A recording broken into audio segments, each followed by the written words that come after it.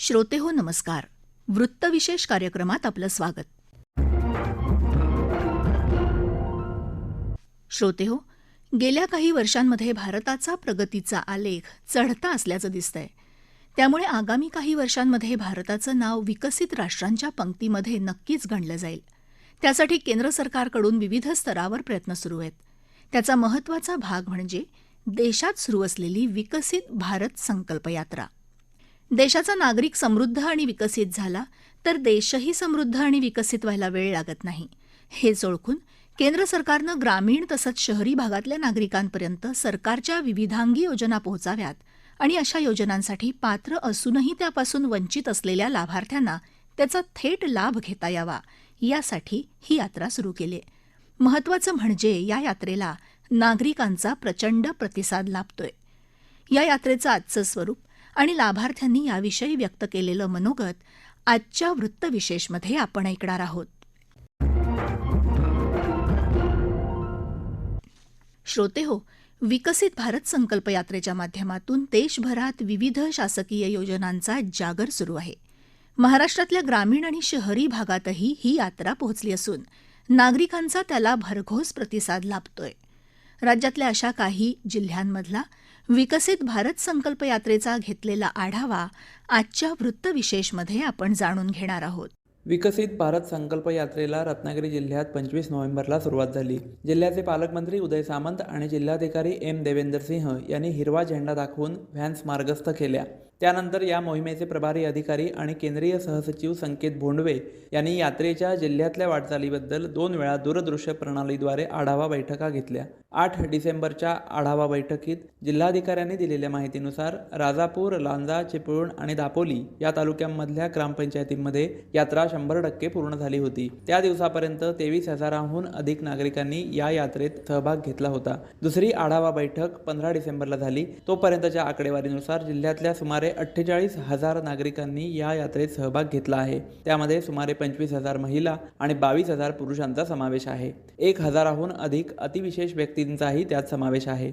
यात्रेत आतापर्यंत 512 नव्या लाभार्थ्यांची उज्ज्वला योजनेमध्ये नोंदणी करून त्यांना नवीन गॅस जोडण्या देण्यात आल्या आहेत. ग्रामीण भागात या यात्रेत प्रामुख्याने कृषीविषयक कार्यक्रमांचं आयोजन केलं जात आहे. मातीचा नमुना घेण्याची तसंच ड्रोन वापराची प्रात्यक्षिकं दाखवली जात आहेत. शेतकऱ्यांना प्रधानमंत्री सूक्ष्म अन्न प्रक्रिया उद्योग योजना, कृषी यांत्रिकीकरण, महाराष्ट्र ग्रामीण रोजगार हमी योजनेअंतर्गत फळबाग लागवड, गोपीनाथ मुंडे शेतकरी अपघात विमा योजना, मागील त्याला शेततळं, काजू आंबा पिकासाठी हवामान आधारित फळपीक विमा योजना आदींबद्दल अधिकारी मार्गदर्शन करत आहेत.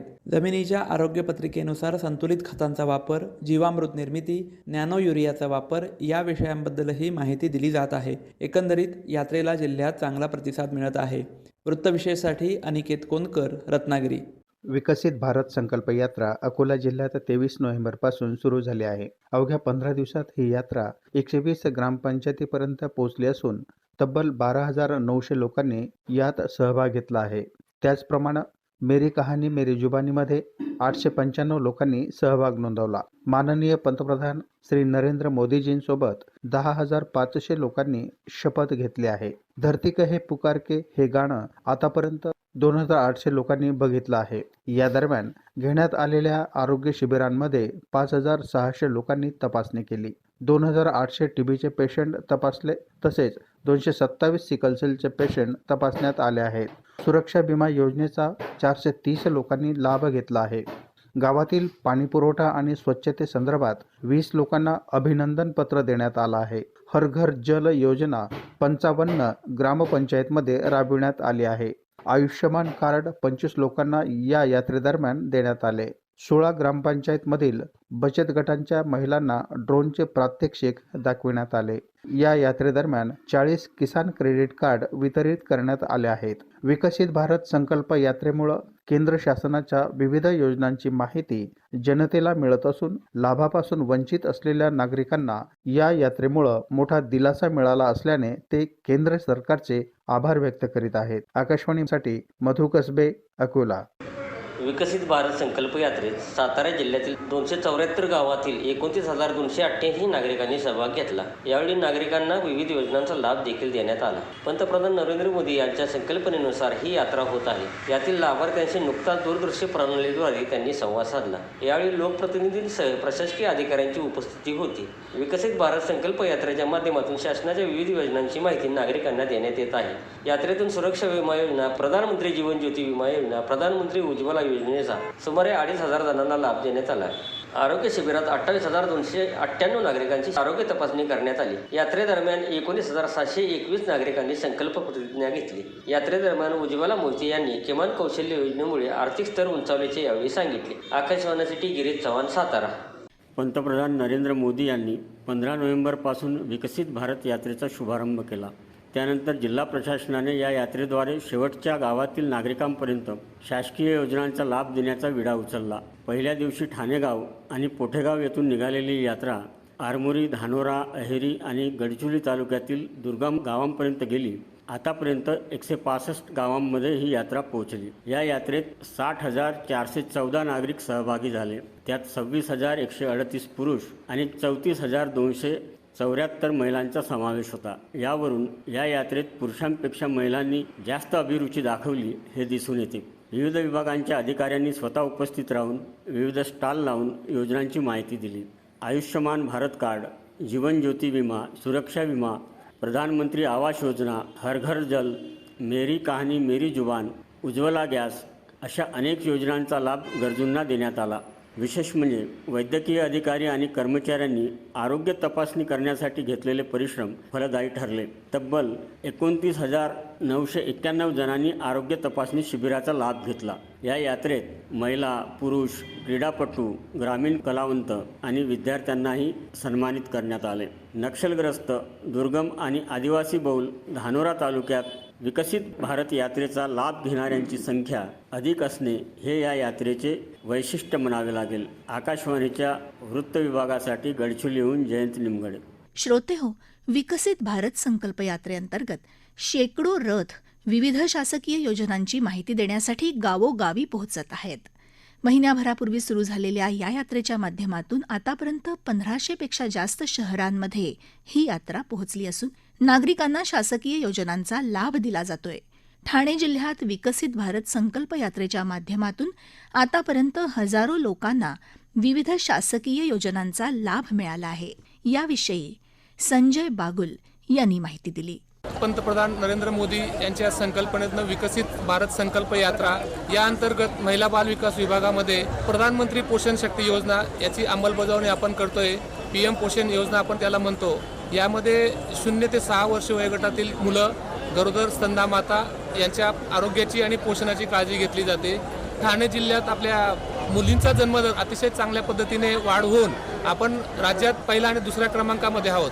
आणि सर्व श्रेय प्रधानमंत्री नरेंद्र मोदी यांनी राबवलेल्या विविध योजनांचा, केंद्र शासनाच्या योजनांचा लोकांना जो लाभ मिळतोय याचे फलश्रुती दिसते.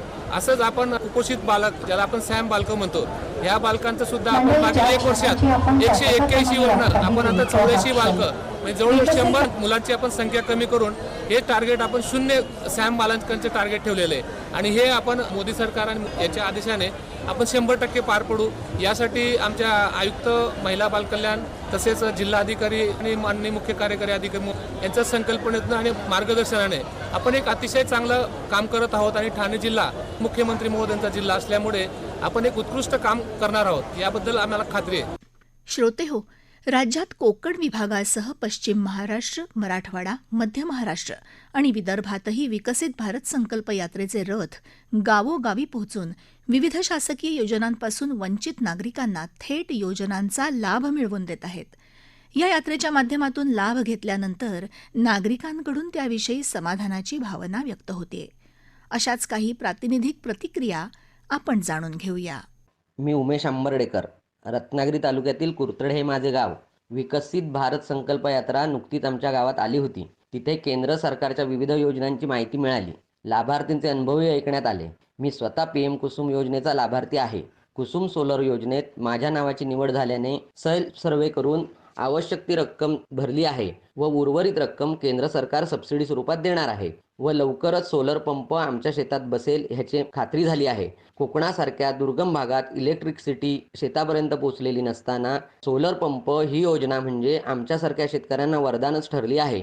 त्यामुळे शेतीवाडी करणे सुलभ होणार आहेच. विशेष म्हणजे ही सर्व प्रक्रिया ऑनलाईन पद्धतीने असल्यामुळे शासकीय पातळीवर निर्माण होणारे अडथळे दूर झाले आहेत व त्याचा शेतकऱ्यांना लाभ घेणे सोयीचे झाले आहे. ह्याबद्दल मी केंद्र सरकारचा अर्थात मोदी सरकारचा आभारी आहे.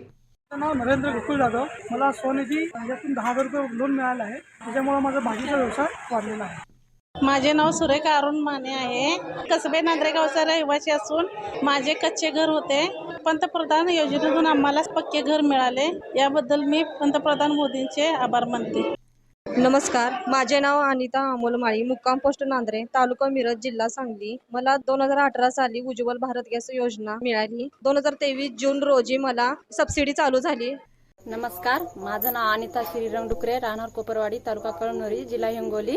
माझं गाव माळामध्ये असल्यामुळं आम्हाला खूप त्रास होत होता. जळतण आणण्याची आम्हाला काही हे नव्हतं आणि उज्ज्वला गॅस भेटल्यामुळं मला डोळ्याचा त्रास नाही आणि मोदी सरकारची आम्हाला मदत आहे. माझे नाव सौ स्वप्नाली वैभव चौगुले, मुक्काम पोस्ट नांद्रे, तालुका मिरज, जिल्हा सांगली. मला प्रधानमंत्री मातृत्व वंदना योजना या योजनेअंतर्गत पहिल्या गरोदरपणामध्ये 5,000 रुपयांचा लाभ झाला.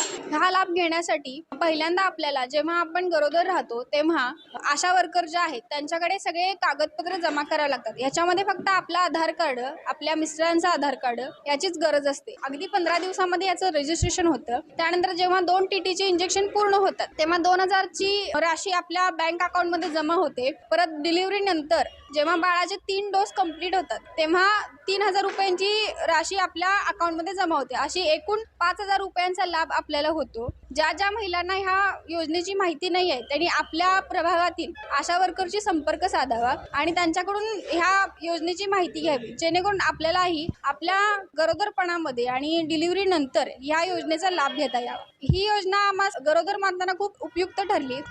माझं नाव प्राजक्ता प्रवीण बोरगावे, मी नांद्रे येथे राहते. मला हे आयुष्यमान भारत हेल्थ जे कार्ड आहे ते कार्ड आज इथं भारत संकल्प यात्रा होती, त्या यात्रेमध्ये मी सकाळपासून सहभागी झाले. यामध्ये ह्या कार्डाचा काय लाभ मिळतो ते प्राथमिक आरोग्य केंद्र नांद्रे येथील आरोग्य कर्मचारी व आशा वर्करनी याची मला माहिती दिली. हे कार्ड मी काढले, याचा उपयोग मला व माझ्या घरातील बाकी फॅमिली लोकांना होईल, कारण माझी काय परिस्थिती एवढी चांगली नाही आहे. ह्यातून मला लाभ होईल आणि मी ह्याबद्दल शासनाचे आभारी आहे. नाव घनश्याम रंगराव मुकाडी, राहणार कोपरवाडी, तालुका कळमनुरी, जिल्हा हिंगोली येथे रहिवासी असून आमचा आदिवासी दुर्बल भाग डोंगरी भागात असल्यामुळे इथं पूर्वी काही योजना या राबत नव्हत्या आणि आता बऱ्याच काही आता योजना राबत आहेत आपल्या डोंगरी भागात आणि आदिवासी भागामध्ये.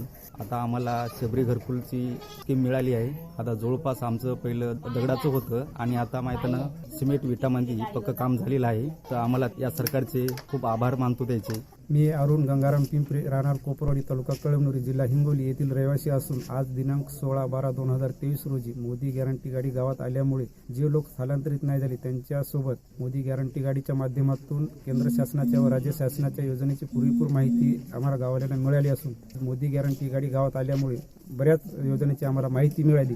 मोदीच्या गाडीमुळे माहिती भेटल्याबद्दल मोदी सरकारचे आभार.